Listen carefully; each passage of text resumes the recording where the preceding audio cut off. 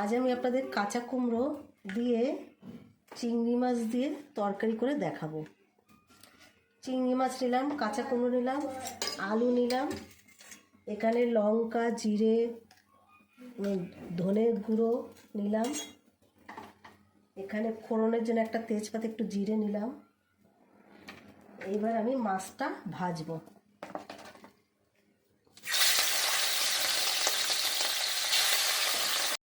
বন্ধুরা, আমার চিংড়ি মাছটা ভাজা হয়ে গেল। আমি এবারে জিরেটা ফোড়ন দিয়ে দিলাম। এবারে একটা তেজপাতা কুচি করে দিলাম।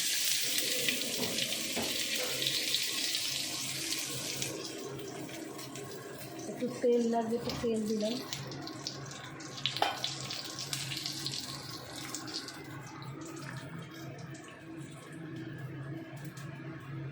এবারে আমি কাঁচা কুমড়োটা দিয়ে দিচ্ছি।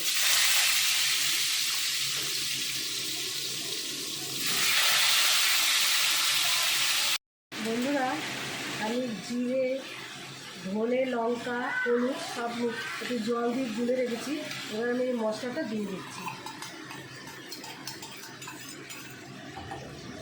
এইবার আমি একটু চিংড়ি মাছের মাথাগুলো বেটে রস করে নিয়েছি, একটু রস দিয়ে দিচ্ছি যাতে স্বাদটা বেশি ভালো হয়।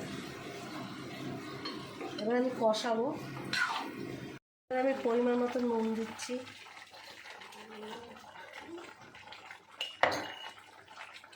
আলুটা দিয়ে দিচ্ছি। আলুটা একটু সিদ্ধ করে রেখেছিলাম। বন্ধুরা, আমার মশলাটা ভাজা হয়ে গেছে কুমড়ো দিয়ে। এবার আমি পরিমাণ মতো জল দিচ্ছি।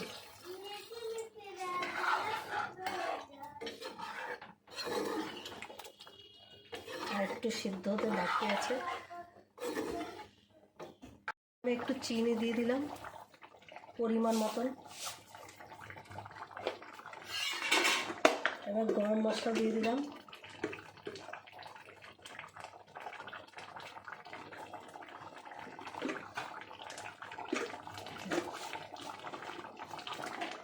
তরকারিটা হয়ে গেছে। এবার আমি একটু চিংড়ি মাছটা দিয়ে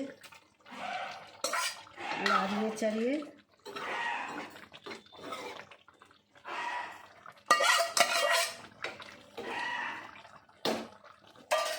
আমার রান্নাটা আবার কমপ্লিট হয়ে গেছে।